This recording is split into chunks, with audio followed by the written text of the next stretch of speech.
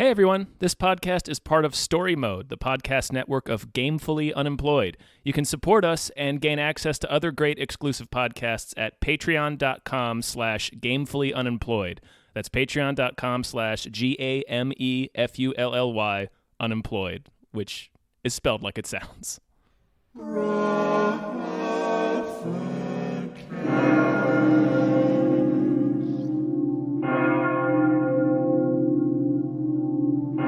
PROPHECast is produced by Bob Grenville. Thank you, Bob.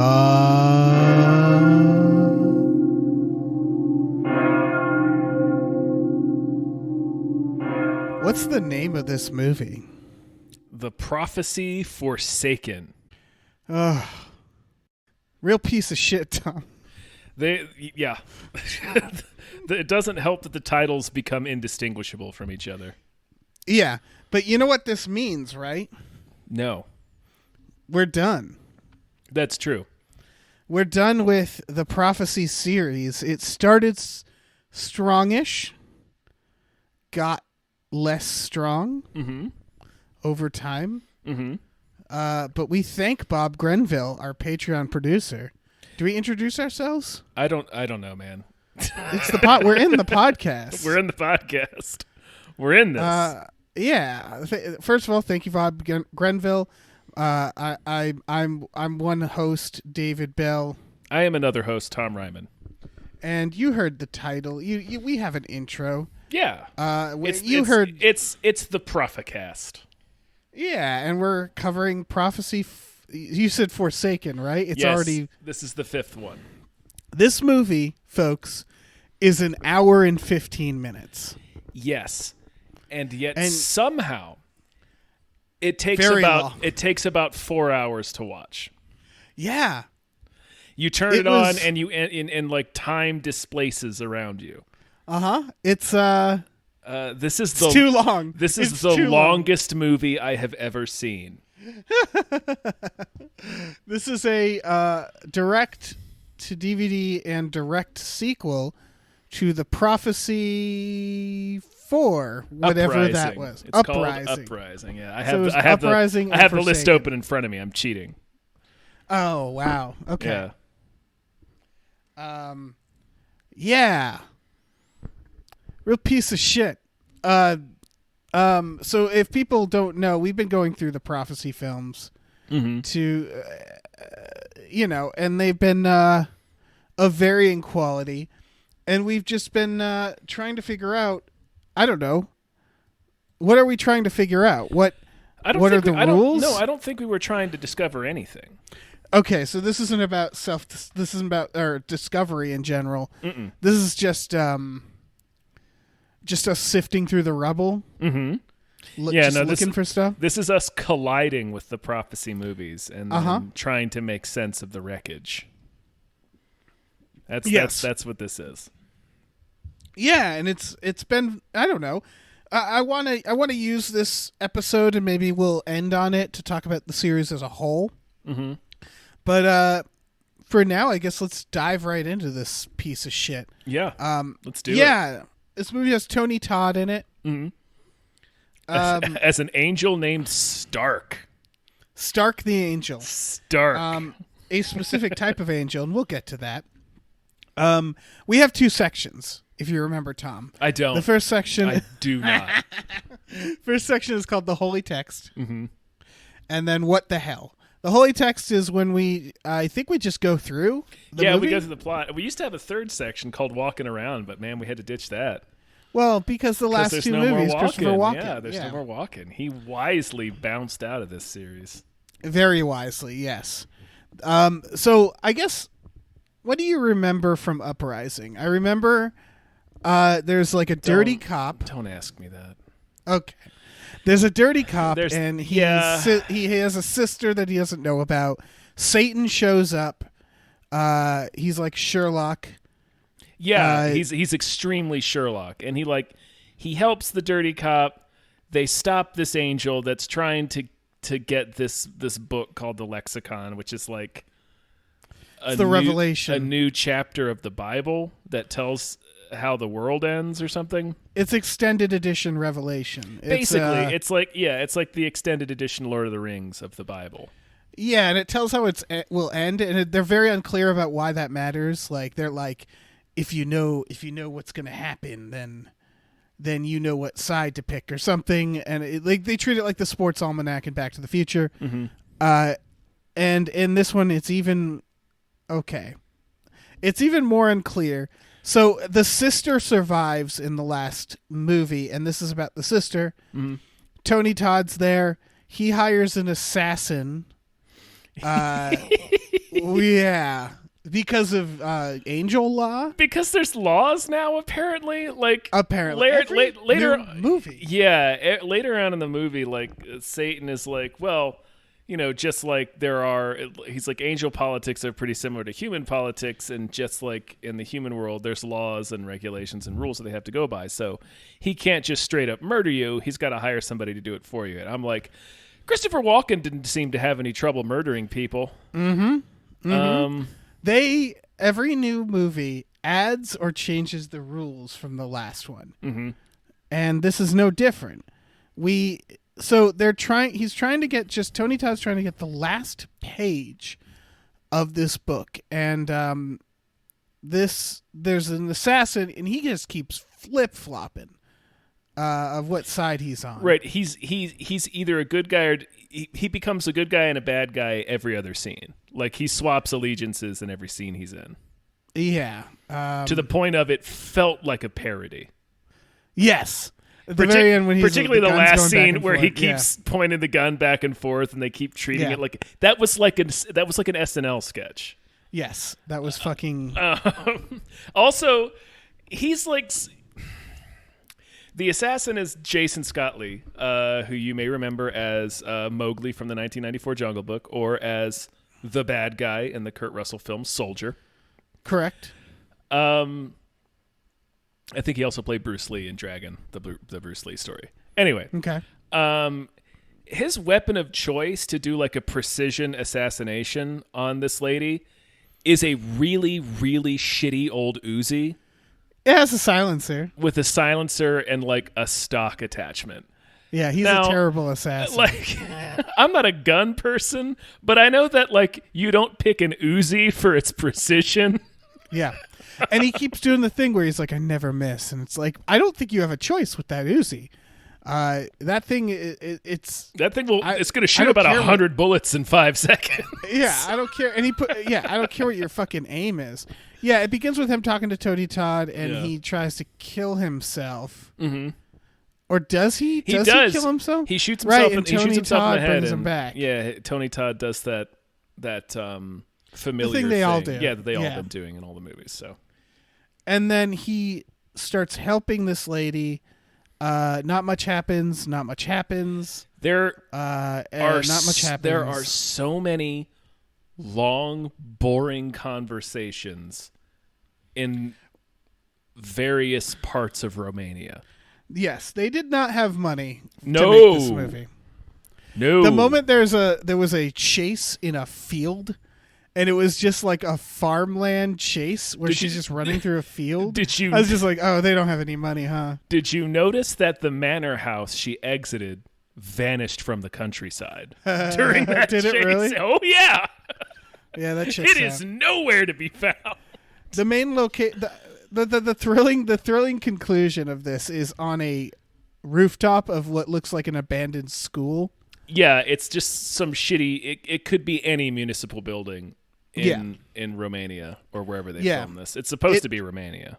Yeah, it takes place like a little bit on the streets, an abandoned church, an abandoned house, and an abandoned school. Mm-hmm. That's or whatever that building was, and in a park. Yeah, a nice park. It looked like a nice park. Yeah, it was fine. Where our main character gets stabbed several times, although it's okay because she's an angel or a half angel. Right? They reveal she's a Nephilim, and I was like, okay. Where did that come from? No idea. The first one, her parents were killed by communists. Right, her parents were killed by communists, and her brother damn sure wasn't a Nephilim. Yeah, he really wasn't. He didn't. Yeah. They also introduced, maybe this is for this next section. I mean, Jesus Christ, it all blends together. Like, talking about the movie and asking questions about the movie. Right. Well, let's just get through the rest of this plot. Okay. Basically, Tony Todd wants the last page of the book because it's going to name the Antichrist. And if he can find and destroy the Antichrist before the apocalypse happens, then it won't happen.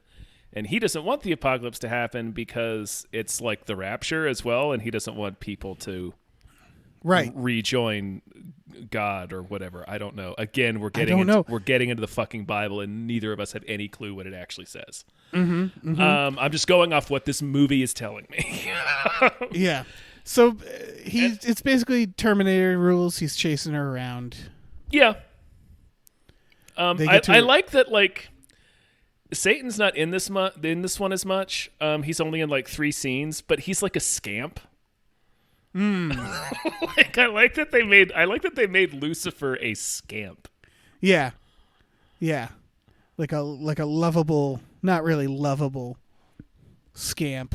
Yeah. On the streets, just hanging out. And he's all for just letting the apocalypse ride for obvious reasons. Yeah. He has no interest in stopping it.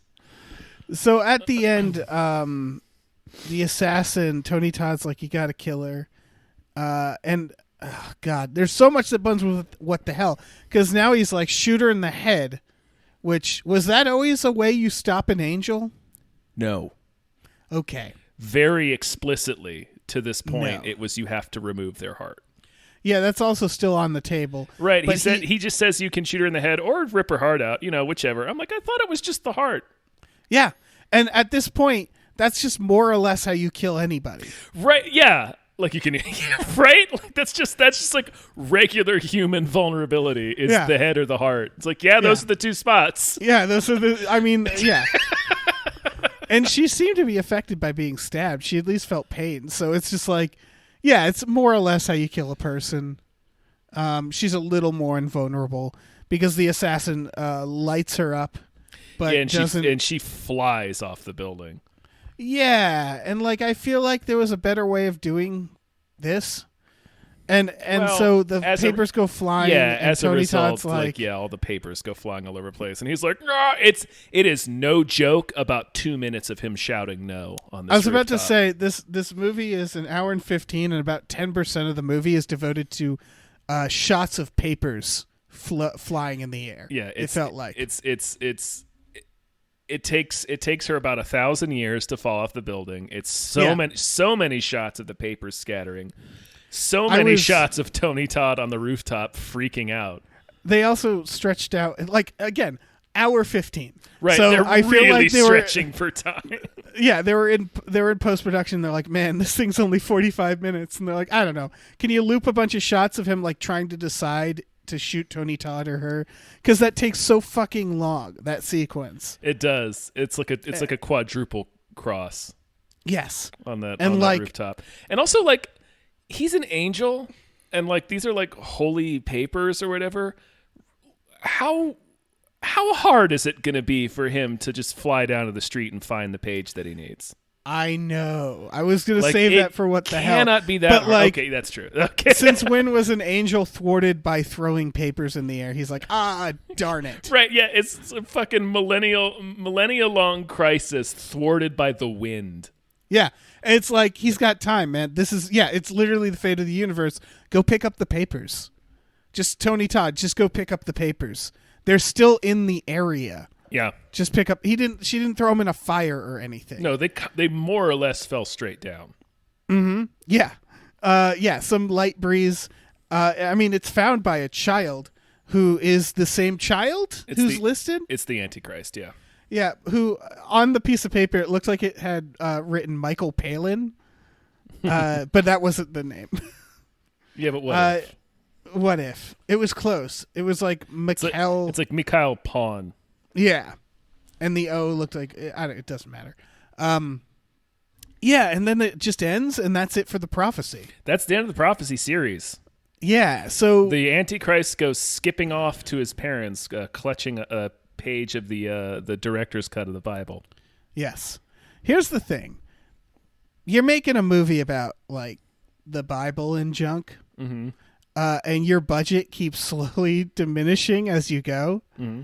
You just gotta stop, because it's like, imagine if like Lord of the Rings, they had no budget for the last movie.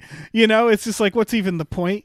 Because you can only it needs to go in one direction for it to be interesting, and that means you need to show like a holy war or something like that.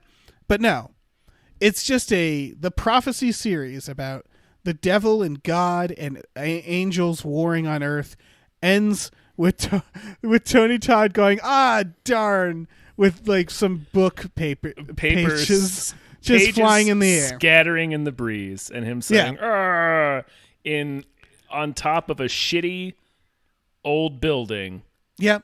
In like an overcast afternoon in Romania. Yeah, it is. It couldn't. That is the climactic finale to the prophecy series. It's such a bummer. Yeah.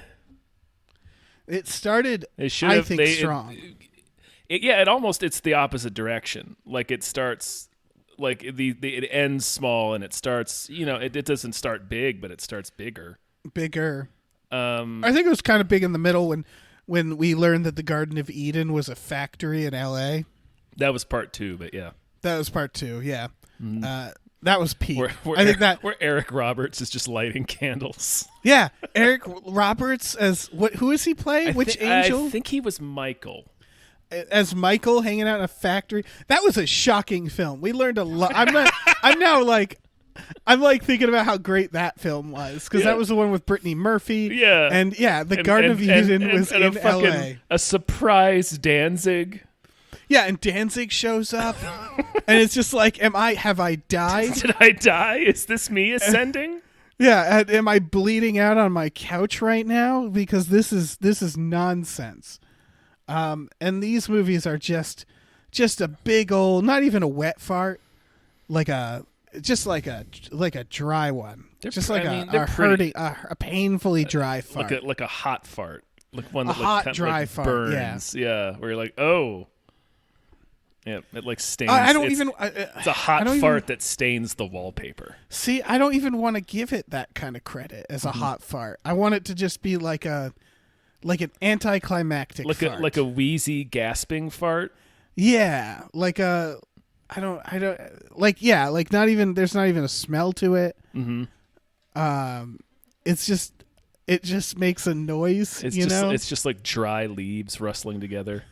Yeah, like dry leaves, exactly. It's like a scarecrow sighing. Exactly. That's what this movie is. That's the kind of fart we're talking about. It's a leafy fart. Oh man. So is that the holy text? I think I fucking guess. Okay, man. let's. I think that's. I'm pretty sure that's everything. All right. Well, let's get into the next section. I want to say that I want to let everybody know. Hold on a second. I'm holding. Hold on a second. I want to tell everybody how long the Wikipedia plot summary for this film is.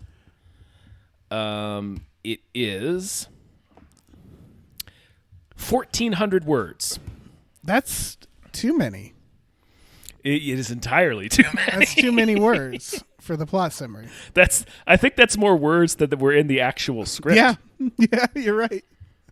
Like there's no way. Yeah, what could they be describing? Dude, they break down every single scene. Like I could have just read this and probably bullshitted my way through this podcast. Yeah, you're right. Well, I mean, you wouldn't have gotten the I wouldn't have gotten as many tasty tidbits. Exactly. As I got, which is, I go the extra mile for you guys. The extra mile, actually watching the film I'm supposed to watch. Watching an hour and 15-minute movie. Yeah. I classified watching the film that I am financially obligated to watch is going the extra mile. We're bending over backwards, Yeah. You were literally paid to watch this movie. But watch it, you asshole. It's an hour and 15 minutes. It's an hour and 15. I know it feels like 3 times as long as that. Really did too. Mm-hmm. Okay, well, for questions for what the hell, is the main character bad? Because Tony Todd is trying to stop the end of the world, right? It depends on. It really depends how much you dig Judeo-Christian mythology. Yeah, not much. So, like... Right, so... because it sure seemed like there's a scene where Tony Todd's like, just give me the last page. I'll kill the Antichrist. It's one person versus billions. And she's like, never. I will never fucking bow down to your evil ways of not allowing mass murder. Like, of not ending the world. Well, here's the thing. In the Bible, as far as I know, this is the rapture. This is like the final judgment when all of so basically the world will end, but the people that are judged to be good or worthwhile or whatever will get to spend eternity in like paradise. So that's pretty chill. Okay, so we want the rapture is what you're saying. I mean, I don't. Again, it depends on how much you dig the Bible. Well, yeah, but also like. But if you're super into the Bible, like this lady is, then obviously you want stuff to carry out as God intended it to. Right, but like you and I, Tom, if Jesus came fucking rocketing down, if he came rocketing down, and he was like, time to judge everyone. I'd stall for time. Yeah, me too. I would quietly walk into the back of the crowd. Yeah, I'd go to the back of the line. I'd be anxious. Yeah, I'm not gonna lie. I'd be anxious about my chances. Pretty nervous. So, like, I don't know why this lady is so excited for the rapture. Because it's. I don't know, man. She's like a Jesuit scholar. She's rock hard for the Bible. It's just weird to see a movie from the perspective of like rapture good, right? We all love the rapture. We want the rapture to happen. And and to be like your main character, your heroic character is like her interests are perfectly aligned with the devil. Yes, the devil even points out like, yeah, I want this to happen too. And so I couldn't tell if the movie knew that. That's I don't. It's because at the end when the Antichrist gets the piece of paper, it doesn't seem to be a fun moment. They're not like, we did it. It is. It's very unclear. The stakes are very muddled. It feels like it's like how feels like they thought there were going to be more. Yeah, like how stoked are we supposed to be? Yeah. About the impending Armageddon. Yeah, it I guess very. Apparently. Yeah. So like it just felt like Tony Todd had a point the whole movie. Cuz he was acting out of self-interest, but he's the one who doesn't want the world to end. So I was like, well, correct. Neither do I. So yeah, I don't care if he's being a jealous little bitch. Mm-hmm. Like I'm fine with that. Yeah. Like I'm not going to spite him by letting the world come to it. Exactly. So we also learned some stuff in this, Tom. We learned that there are different types of angels. Did you I paused and wrote it all down because it's rapid fire. We get a shotgun blast to the face of angel lore. Did you catch all of it? I remember thrones and seraphim, but I already knew seraphim. It starts with a motherfucker tasting a doorknob. And it was like, what's this now? Like, what's happening? Yeah, so we've spent a lot of this podcast series trying to figure out the rules of angels, right? And it's been inconsistent. It's kind of whatever the movie needs them to do. Yeah. But we now have some specific angel like classes that we can go with. The first is thrones. They are basically dogs. They hunt by taste and smell, and you can thwart them by just just like masking your smell, and they can't tell us apart. So like, what terrible angels. Yeah, I don't know, man. That seems like a drag. Because angels are supposed to be like more powerful than us. And these motherfuckers can get tricked so easily. She puts on a wig and they're just like, carry on. Like they and then she escapes them by taking off the wig. Yeah. And they're helpless. They're like goldfish. Yeah. They're the goldfish of heaven. They're absolutely useless. And he says it. He's like, yeah, they're no big threat. Then he talks about dominions and virtues, and he says those are about the same. And then he talks about cherubs, and he says, quote, don't let that Hallmark shit fool you. They'll rip your heart out and bless you later.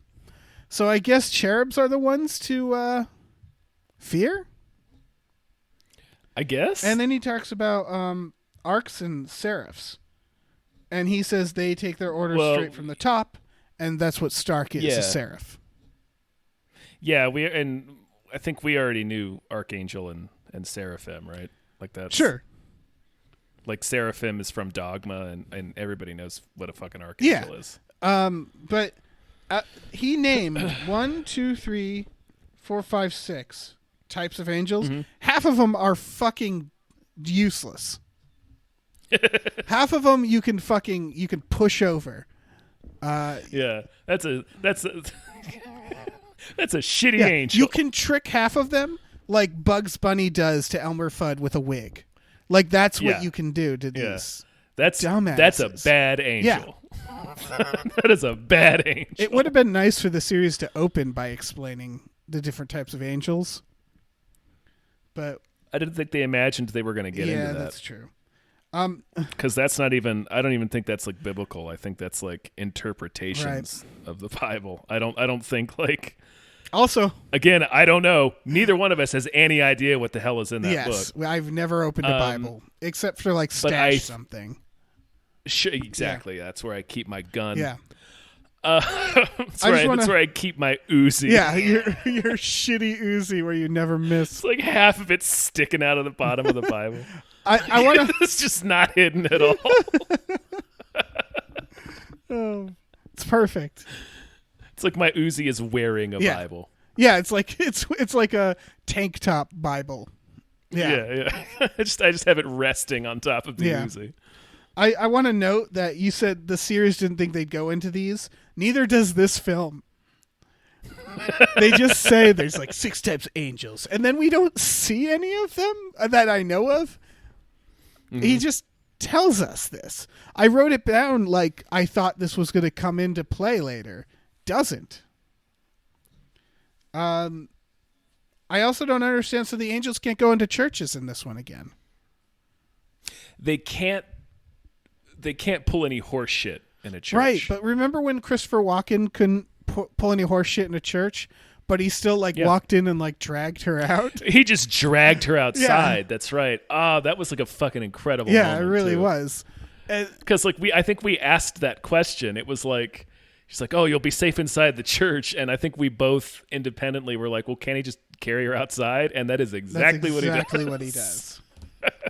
There's a lot of that in this where like there's angel law now, which I don't know, implies that there's angel jail. You think there's an angel jail? Yeah. And like angel misdemeanors? Well, Dave, angel jail is hell. Oh, that's a good point. That is what hell is. Yeah. That's angel jail. Okay. Yeah, that's what happened. So we knew that. We already knew that. Old Lucifer and all of his dudes, they got kicked the fuck out. That's fair. But so Tony Todd. So angel law says you can't kill humans? I guess. They're very non-specific about that. So what Tony Todd does is the equivalent of Christopher Walken dragging her out of the prison, or the church. He hires a hitman. Now, yeah, with no religious connection or anything. Like I thought he was going to turn out to be like a seraphim or some kind, not a seraphim, a Nephilim, right, or something, right. you know. But no, he's just an assassin. Yeah, just some guy who just he is just a murderer for hire. He just answered a want ad in the back of a martial arts magazine. Yeah. And just like fucking Tony Todd's there. But like, okay, here's my question, because he's literally that was a Pusher. That's a Pusher reference, yes, from the X-Files. I solve problems, OSU. So I guess my question here is, there's like a part where they're together, Tony Todd and this lady. And he's like, I can't kill you because of angel law. But sure, like, sure, man. Doesn't boy, if I had a nickel for every time I've said that to somebody. So how is angel law enforced? Because, okay, he can't kill her in that moment. Nobody's watching, right? So you can't just like choke her out right there and then? I don't know. Because like, is the reason you can't kill her because of angel law that God will see no matter where they are? I guess. Because if that's the case, then God's going to see him hire a hitman. And like, that's in angel court. I'm sure that would count as murder, right? Right. Yeah. It's a crime here. So it's the same thing where Christopher Walken's like, I can't kill you in a church, but I can drag you out of the church. And it's like, then why is there even a protection in the church? Like, yeah. Then what is even the what point? What is the point? Yeah. It's the same thing, which is like, if you can hire a hitman and get away with it, why can't you just privately kill this person and also get away with it? I don't know. Do they have like trackers in them? Like little pet collars? Yeah, little pet collars where like the light goes off in God's fucking office when one of them murders. I don't know. I don't know what the hell God is doing in these movies. Yeah, God isn't doing much of anything. I was about to say the answer is not a lot. Satan is way more proactive than God in this. Mm-hmm. He's a scamp. Yeah, he's a scamp. You're right. He's a little scamp. He has like an active life on Earth. Yeah, what is he up to? Like you remember in the previous movie, like there are like documents about him. He's got files at like Interpol. Right. He just lives on Earth. Yeah, it's like that show, Lucifer. He's doing Lucifer stuff. Yeah, he's not solving as many crimes as that. No, Lucifer, but it feels like this could be a prequel. Yeah, that's true. Like he's getting into like when he was hanging out with that cop in the previous film, he's like, I could do this for a living. Yeah, I'm going to go to New York and open a nightclub or wherever it is. Or is it Los Angeles? Oh, who can say? Yeah, it might be Los Angeles. Yeah. So yeah, I think it's Los Angeles. I don't get angel law. I don't get why those angels can't drag her out of the church. You can shoot angels in the head now. They're like nerfing the angels. Well, you can shoot her in the head apparently. Right, but it seemed okay. Oh, it does seem to indicate that that's like the way to kill Tony Todd as well. He points it at Tony Todd. Mm-hmm. What's his name? So he could have shot Tony Todd in the head at any time. I guess. This is the problem. It's unclear. Hey, Tom, what was the deal with the little dead child? What do you mean? What was that? What was happening? The little girl, because Satan kills a little girl at the beginning. Mm-hmm. He makes it snow, which I guess is a thing Satan can do. Like you said, he's a lot more proactive. Yeah, than the Lord. He draws a child into the street. Yeah, our main character sees her dying, and she says, like, I have a message for you, but later. And it's like, well, okay, not now. All right, fine. Go ahead and die. And she dies. And then she runs into the child funeral, the terrifying child funeral. Yeah, it's very Eastern European. Yeah. It's very like fucking some real Midsummer looking shit. Yeah, like Dracula's village kind of shit. And then the child comes back from the dead. Mm-hmm. And why?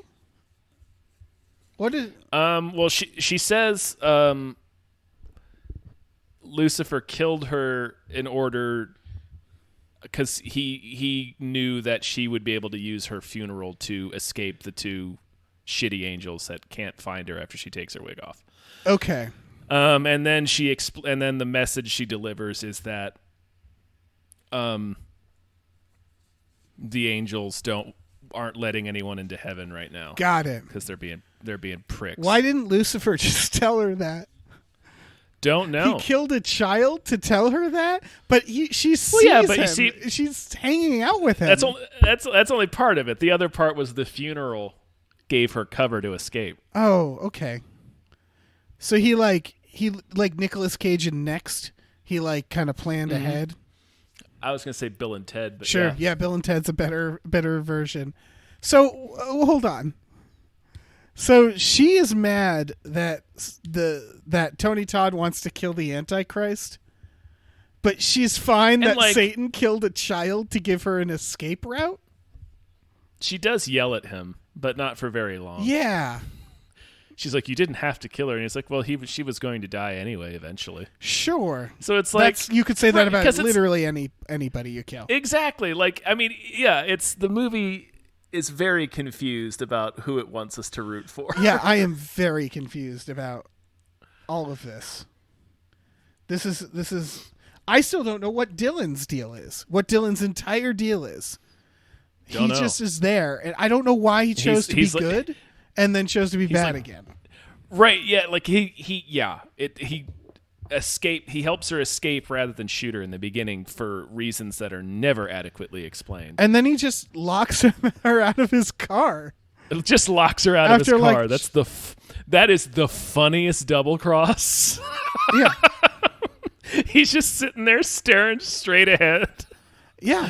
With the doors on his shitty Eastern Bloc car locked. Yeah. He's like driving a Gremlin. Yes, he is. It's a terrible, terrible vehicle. He needs to get that. It's an incredible. It's like incredibly boxy, like steel car. That is a gentleman who needs to get his life together. Yeah. Yeah. He doesn't know what he wants in this. Like he's like helping her, and then just like I thought there would be a scene where like Tony Todd shows up and like sweetens the deal, or like shows him what hell's gonna be like, because that's what he's lording. Does. But he does that near the beginning, right? Yes. And then he saves her. He's a very polite assassin. He shows up and he's like, "I'm here to kill you, but let's talk it out." And make sure she understands at first. Do you understand do you understand the rules that I've set out before you? It's like, yeah. And it's like, all right. What kind of assassin are you? Yeah, and he seems to know he knows all the types of angels. What is he? Who is he? He's been hanging out with Tony Todd. So so him and Tony Todd, because I saw they're like briefly like at a diner, like just chilling. Yeah, they're at a bar. At a bar, whatever. And so is it that they hang out sometimes, and Tony Todd's like, so here's all the types of angels. I think Tony Todd is like Dylan references like killing 8 people or 11 people or something. Tony Todd has been using him to do his dirty work. But like he's clearly telling him stuff about angel junk. I guess that's what it is. Yeah. It's just he shows up, he saves her, he tells her all this stuff about angels. They go to the church, and then he's just like, I changed my mind. Like there's no moment where Tony Todd shows up and like changes his mind for him. Yeah, there is. Is there? After he helps her escape. So Tom, I'm starting to think I blacked out for significant portions of this film. I think you did. I think your brain literally just switched off. It's trying to protect me, yeah. It's trying to protect you, yeah. He sends her on her way and goes back to try to fight the two Thorns and Tony Todd to buy her time, and they kick the living shit out of her. Got it. And then Tony Todd kind of tortures him for a while. Oh, yeah. And then is like, you remember? But then he helps her some more. Not after that. After that is when he tricks her. After that is when he goes to the church. Oh, okay. That makes sense. Mm-hmm. So, yeah. She was on her own. She was with Sherlock Satan. Yeah, she goes to the park to talk to Sherlock Satan. And... I thought she goes to his house. First she goes to the manor. Yeah, first she goes to the manor to talk to him, and he eats a Twinkie. Yeah, it's got the jizz fountain in front of it. Mm-hmm. And then that's when she gets chased by the two dingleberries, and then she hides in the funeral and hides out in the church, and then that's when Dylan shows back. I was like, I'm going to help you. And then he gets in his car and says, "Psych!" Yeah, and that's all he does. Just locks the door. He doesn't even drive off. He just continues staring straight ahead. Yeah, he's a real dickhead. Yeah. I got a question. Mm-hmm. Tony Todd, an angel, right? And the Yes. most powerful of angels. He's up there. He works. He talks directly to God. He's like assistant manager. Mm-hmm. He's Alan Rickman in Dogma. Yes, he needs to find out where this book is. Yes. Why doesn't he read her thoughts? I don't because know. they certainly know how to do that. We've seen it happen numerous times. Okay, so yeah, I didn't think you'd have an answer for that, but Nope, I had forgotten they could. They read thoughts when it's convenient to the plot. When they need to find someone or find something, suddenly they forget how to read minds. The angels are so inconsistent. Mm-hmm. Yeah, that's all my questions, I think. Let's see. Yeah, I don't know. Just a real piece of shit, Tom. Yeah, this movie sucks. This was not a good movie, and it's such a, it's so anticlimactic. Yeah, I would say it's not any better when it comes to the inconsistencies of angels and what they can and can't do. They can fly in some movies, but in those same movies, they have to take a car or a bus. Mm-hmm. Doesn't Christopher Walken take the bus as an angel? Probably. Yeah. It's just... It's madness. Yeah. It's madness. Yeah, it's madness. Any thoughts about this movie? Any more thoughts? No. Nobody see it. I mean, unless you watched the last one, then I guess you kind of have to watch this one because they filmed them at the same time. It was originally intended to be one movie, which I don't know how that would have worked out. Oh, well, neither do I because it feels like there's two different protagonists and two different antagonists. Yeah, it feels like it had been one really shitty movie. Maybe they would have layered the two stuff more, like the assassin would have been in the first movie more. Or they would have overlapped, but that explains why this is barely feature length. Yeah, because that makes sense that it was supposed to be one movie. They really had to squeeze blood out of the stone. Yeah, they should have made it one movie. Yeah, probably. Yeah, but it sounds like there's some producer who's like, we don't go over 90 minutes for a prophecy film. We do not do that, and so none of the films have done that. So when they made, I could see this movie being 2.5 hours, and they were like, no, split it in two. Yeah. This movie, 2.5 hours long, I would have said the same thing. Because they know. They're like, look, we're asking a lot. I would have gotten 3 minutes into a 2.5 hour cut of this film and just said, absolutely not. These movies are these movies are designed for alcoholic stepdads to fall asleep in front of the TV. That's what it's designed for. Yeah. This feels like Saturday afternoon cable movie. Yes. I do want to talk now since we've completed. This is it. This is the last PROPHECast, Tom. It went out much like it's the movie's fault. It's not our fault. It's anticlimactic because the movie was. But I'd like to talk about the series as a whole real quick. And I guess ask you what your favorite one is. And also, I wanted to float the idea that does this series need a remake? Not a reboot. Straight up remake. I don't know, because so much of what made it fun to watch at any point was Christopher Walken, and obviously you're not going to get Christopher Walken in a reboot of this. He's too old, and he probably wouldn't do it. Yes, but here's what I'm thinking.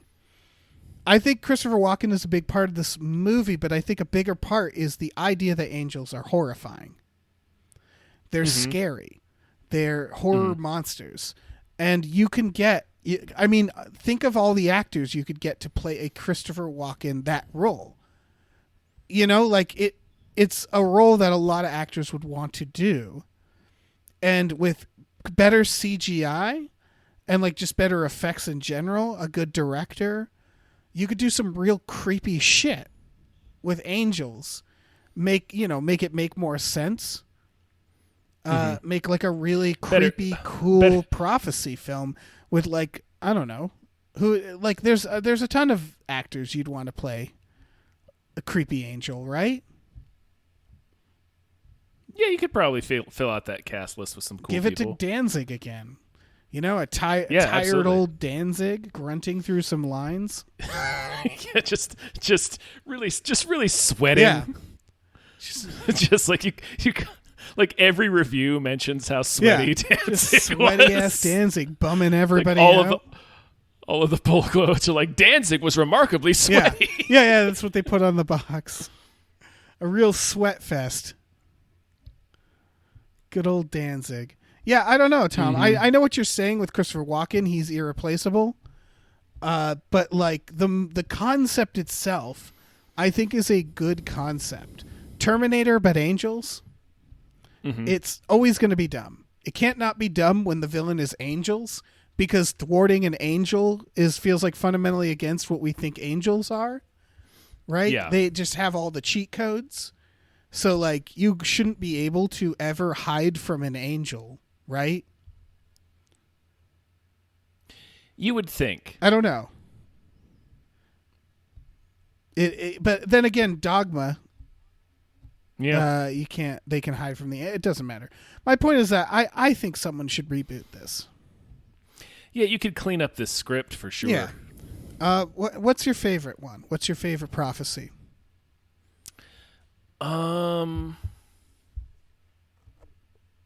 Maybe. It's one or two. It's one or two, right? And I think it's two. It might be two. Yeah, it might be two. Because Brittany Murphy and Christopher Walken doing bits is pretty It's great. fucking priceless. Christopher Walken trying to understand a computer. Christopher Walken driving around with Brittany Murphy. With Brittany Murphy, That should have been the whole movie. And then Danzig's there. And then the Garden of Eden in Los Angeles. And it's the plot of Terminator 2, which, good plot. So I honestly think... And then there's Eric Roberts. Eric Roberts. Right there. Being Eric Roberts. I would have thought that starting the series, if people had asked me which prophecies to watch, I would have said 1 and then stop. But no, 1 and 2 and then stop. Get at least to 2, yeah. You don't need 3, even though Walken's in it. I think just 1 and 2. I guess 3 if you want the full Walken arc. Certainly not 4. You don't really need to open that can. If you hit 4, you went too far. You need to turn around, head back. I mean, 4 was better than this one, but like... Sure. This is the worst prophecy. Stepping on a nail is better than getting my hand cut off. Exactly. So I don't know what you want from me. Fucking piece of shit movie. Oh yeah. Also, there's a weird angel that looks like he's in the mob. Did you notice that guy? Mafia angel. Yeah, mobster. I wanted them all to be like that. Just all. Also, we didn't talk about the sex techno scene, but that's all right. Oh right, I forgot about that. Yeah. That comes and goes. That deleted itself. No, this is flowing right out of me. It's like I think we've made this comparison. It's like the scene in Memento where he's desperately writing stuff down. Yeah, he's looking for a pencil. Yeah, exactly. That's what this movie is. While she's sitting out in the driveway. that's what's trying to record this podcast about this film. Yeah, like. it's gone. It's gone. Thanks everybody for listening. Thanks to Bob Grenville for having us watch these movies. I don't remember what they were. Was it Total Recall? What did we watch? I think it was. Yeah, that's right. It's Total Recall. Yeah, that's accurate. That's accurate. No, Total Recall. This one's fun, and Bob Grenville has more podcasts where we watch a movie series coming up, but we won't tell you what. Oh, you better tell me once we go. Oh no, I'm sure you'll find out, Tom, at some point. At some point, yeah, I would like this information. Yeah. But until next time, hail Satan. Hail Satan! Yeah. Thanks, Bob Grenville. Oh, I should tell people about our Patreon, right? You should probably do that. It's patreon.com/gamefullyunemployed. We have exclusive podcasts there, like Tom and Jeff Watch Batman and Fox Mulder is a Maniac. There's a whole tier where you can produce podcasts like this one that you're listening to. And you can watch movies with us every Friday night. Maybe that is. You know what? Maybe we'd watch The Prophecy too one of those nights. Maybe we will. I mean, we might. We could. It's possible. It's possible. Anything's possible. It is possible. We also have a store, tpublic.com/store/gamefullyunemployed, where you can get t-shirts, masks, mugs, stickers, posters, all kinds of things. Look at it. Look at it. Put it in front of your eyes. Put it in front of your eyes. Do it now. Do it now. Do it right now. This instant. Yes, we have spoken. Mm-hmm. We're your God now. That's us. Worship us. We are your walking now. All right. Fucking done. Bye. Bye.